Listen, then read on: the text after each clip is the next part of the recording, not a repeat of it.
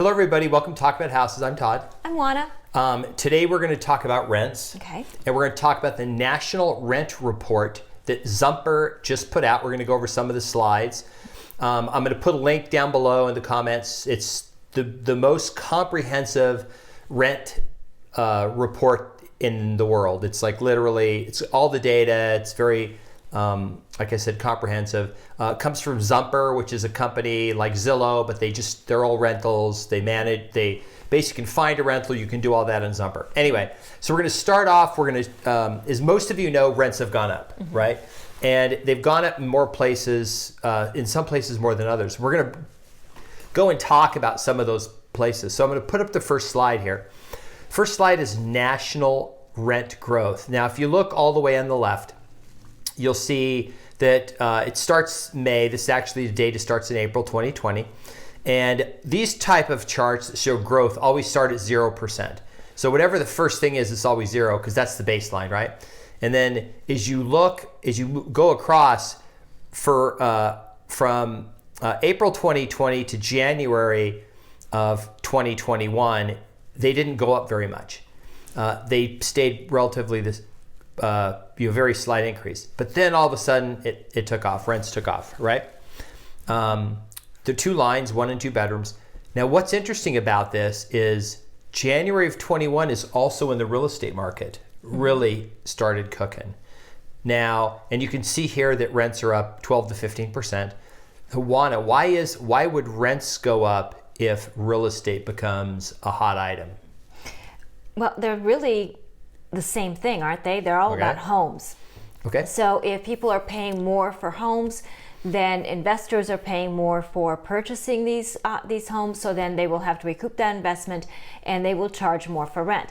And of course, supply and demand, right? Because the same things that have pushed home prices up, such as the shortages and low inventory and all kinds of supply chain issues, those are affecting rentals as well. The number of rentals coming to market have not kept up with the demand, or the same thing with the homes that are available for purchase have not kept up with demand. And then the other thing too to take into account is something we talked about, which is the lack of new home construction. Right. It's way beyond. We're 4.5 million residential homes under what we need to have right now. And one of the side effects is that the new home builders can't build enough homes because, first of all, like Oana said, supply chain, they can't get all their equipment stuff. There's still labor shortage in construction.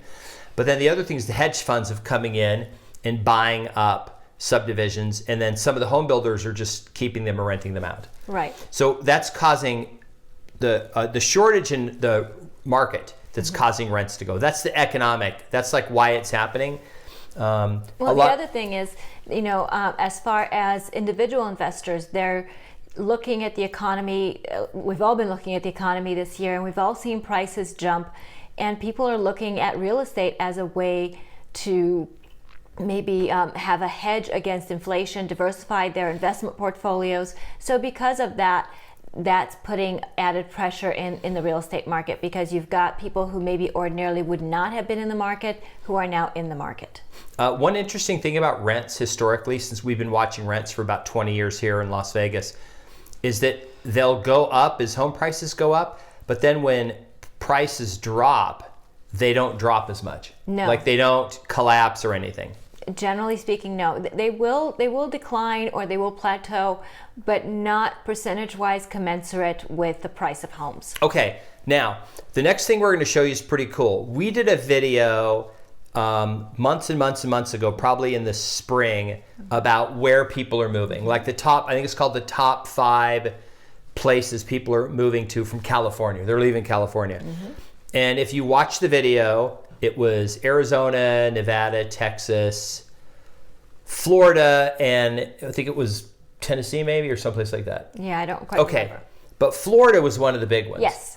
And they also bailed from New York City in the Northeast. Okay, the next slide is where Florida ranks among the 100 most expensive cities. So it's got 7 that are in the most expensive here. What's interesting is that you have Miami, Fort Lauderdale, St. Petersburg, Tampa, Orlando, Jacksonville.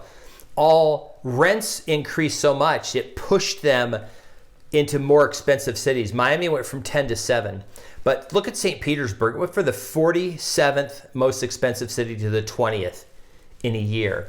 It literally... That's unbelievable. That's a huge jump. And, keep in mind that economically speaking, okay, you have an influx of people and maybe their savings, their new jobs, whatever it is can support that. But I really am really heartbroken for the local people whose jobs really haven't changed. And now, they're being priced out of their market because of the shortage of housing, because there are so many people coming in. There is much more demand, clearly, than there are homes available for people to rent and buy. Yeah, and the effect is it's pushing fixed income people out of... Yes. It limits the amount of, the number of homes that they can rent. People that work have had some wage inflation a little bit, but the people who don't work, who are getting Social Security, whatever, they get 0 pay raises. Right. They did get some stimulus checks, but that's not going to cover a $200 rent increase. So that's interesting to see how, if you look at this, you've got 5 Florida cities basically in like the top 25. 5 in the top 25. So that's 1/5 of the top 25 are all in Florida. And it was 2 last year. Now it's 5 because 3 cities have jumped into the top 25. Right. Look, Florida has had a lot of growth in the last year or two because of everything that's gone on politically. Florida has always been a desirable place to live, but much more so because there's this exodus from other parts of the country where people feel that maybe they no longer fit in, and they're looking to fit in Florida and Tennessee and Texas and Nevada and places like that. An interesting thing, it's not a political, this is just they're not wearing masks. No. At all. Like, I have friends who, they are startup founders, a lot of tech people have moved there. And they're telling me in the 3 months they've been there, they've never worn a mask once, except for the one time they had to go to the airport and get on a plane. Like, they don't wear a mask. No one wears a mask. And that, the people just get tired of the mask, and people are looking for, like, what's next? So they've made decisions to go to Florida because Florida is more laissez-faire, let's just say. Right. Well, and then, of course, Florida has nice weather. Florida has low taxes. No state income tax. It's one of the 5 states that doesn't have it. So it is more desirable from when you compare it to some of the places that these people are leaving. So it's a combination of things with Florida. And of course, Florida has cultivated a reputation of being responsive to businesses who want to relocate there. Certainly the different mayors from Tampa to Miami to St. Petersburg, when companies send out a tweet saying, hey, I'm thinking of coming to your neighborhood, those mayors have been very responsive. They've been very welcoming. They are encouraging businesses to relocate to Florida, and that makes a big difference. The next slide we're going to show is the 1-bedroom median rent prices. This is the top 10 markets. So you'll notice that New York is number 1. It was number 1 before, but it was a lot more. It was about $4,000. San Francisco was number 2, but it was also pushing 4,000. It's had a substantial decline in the median rent. Boston is also down a little bit. San Jose is down. Washington, D.C. And then Los Angeles, Miami, as you can see, has jumped up. And then Fort Lauderdale is also in the top 10 now. You have those California cities. They're just expensive cities. They are. So when people say, oh, but if people have left, why are rents still high? Well, this is why. Remember we talked about a few minutes ago, beginning of the video, that rents tend to not change in the downward direction as fast. Now, in the case of New York City and San Francisco had an exodus. New York City did, but New York City's had a little bounce back that San Francisco kind of hasn't. Okay, so that's kind of an important thing. And then if you're wondering about where Las Vegas is, you can go click on the link below. Go look at the rent report. It's very interesting. Zumper has a lot of data. They are the source when it comes to all rental data and what's going on in rental markets across the country. But what's interesting is all these people that do this, the companies that do this, banks and everybody, they have these things, MSA, marketing service areas and everything. But bottom line is they split them up funky. So Fort Lauderdale and Miami show up as two separate cities, even though they're physically attached, right? Dallas and Fort Worth a lot of times show up as two separate, even though they run together. Well, they did the same thing with Las Vegas. Mm-hmm. They have Las Vegas and Henderson as two separate areas, and the difference in rent is like $200. But because it's in an area where there's a lot of rents similar, they're like 20 cities away from each other, even though it's the same metropolitan area, Las Vegas. Mm-hmm. And then North Las Vegas is we all call it Vegas, but we know that there's North Las Vegas and Henderson, but it's greater Las Vegas area. But you can dig in there and find out that median 1-bedroom rents, though, in Vegas are pretty high. They are. Yeah. And they're pretty high in Henderson, too, and 2 bedrooms as well.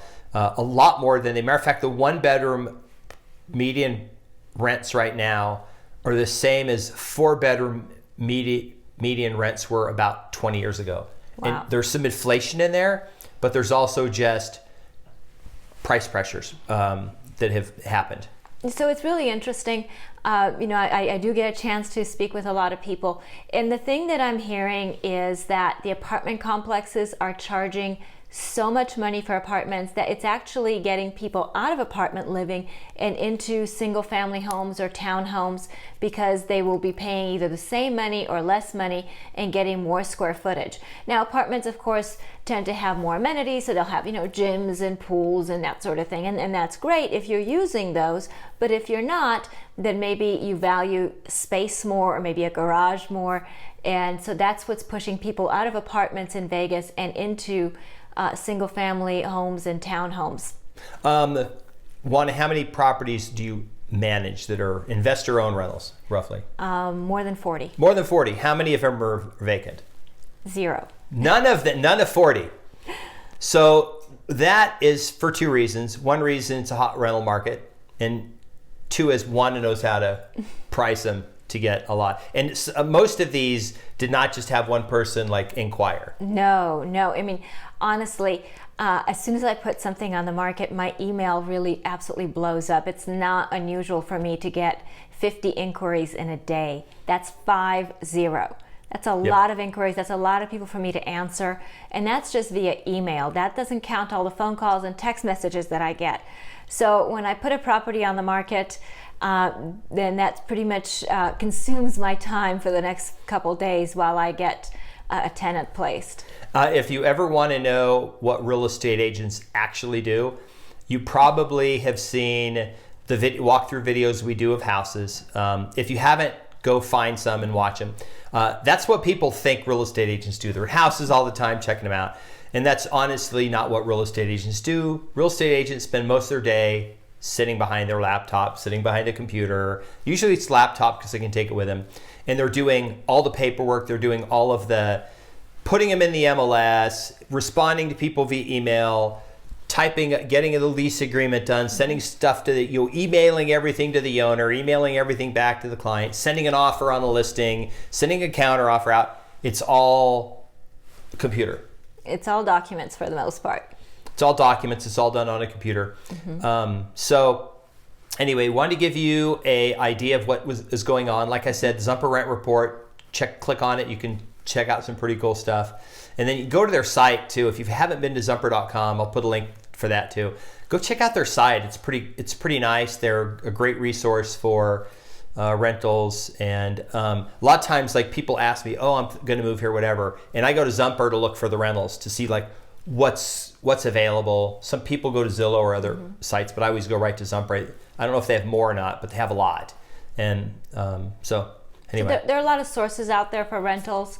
I don't know that I am a fan of one over another, but there are a lot of sources. The thing that I always tell people is please be very careful out there. There are a lot of unsavory people out there who are advertising properties with which they are not associated, and they are there just to take people's money. So please be very careful.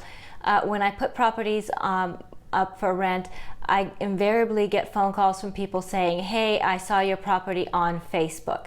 And the first thing I say is, I never put properties on Facebook. So that's not me.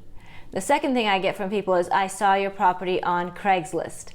I say the same thing. I never put properties on Craigslist. So please be very careful out there. Make sure that you make phone calls, that you really check out whoever you're dealing with regarding a rental property to make sure that they're legitimate, that they are the authorized person to deal with that property, that you're not going to have a financial and emotional loss connected with this property. I never want anything bad to happen to anybody, so please be very careful out there. We're going to do a whole video on how to spot a fake rental, and we'll give you some tips. Hopefully you're not seeing it after you've already tried to move in, but we'll have a bunch of tips for how to spot a fake rental. Anyway, that's the update for today. We just want to give you an update into the national rent picture, and then throw some Vegas information in there too. If you have any questions about rentals, investment properties, whatever, you can put them in the comments. We respond to every comment. Usually we both respond to every comment. And then if you have any ideas or videos you want to see us do, also let us know. Don't forget to subscribe, hit the notification bell, share the video, and what else? We'll see you on the next video. All right, bye. Bye.